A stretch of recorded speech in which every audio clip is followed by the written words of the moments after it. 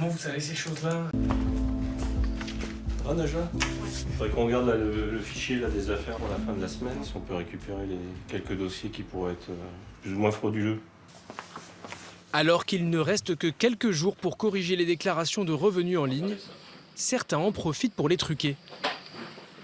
Un contribuable vient de déclarer 4 000 € de frais pour une femme de ménage. Contentieux.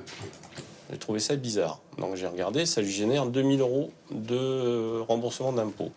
Et donc je lui ai demandé de me justifier de la somme de 4 000 € qu'il avait portée en aide à domicile.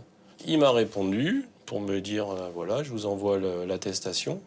Sauf que l'attestation qu'il m'a envoyée, j'ai eu un doute. On voit que c'est pas net. Ouais, il n'est pas net le logo. C'est une copie, c'est une image. Et l'attestation, on voit les caractères sont pas. Les caractères sont pas bons. Ouais. Là, il n'y a pas une continuité sur la colonne. Oui. Je me dis, c'est bizarre. Je vais écrire à l'entreprise qui m'a dit, c'est un faux. Comment vous savez ces choses-là? Vous les apprenez à l'école des impôts? C'est l'expérience, ça. Pris la main dans le sac, l'homme a reconnu la tentative de fraude. Il encourt 45 000 € d'amende et 3 ans de prison pour usage de faux. Étonnamment, Jean-Christophe Bernard accepte de passer l'éponge. Moi, j'aime bien régler ce problème de cette façon-là parce que je trouve que ça montre qu'on est présent mais qu'on n'est pas non plus inhumain, quoi. C'est une fraude, c'est grave. 2 000 €, Et- c'est pas rien. On est d'accord, bien sûr.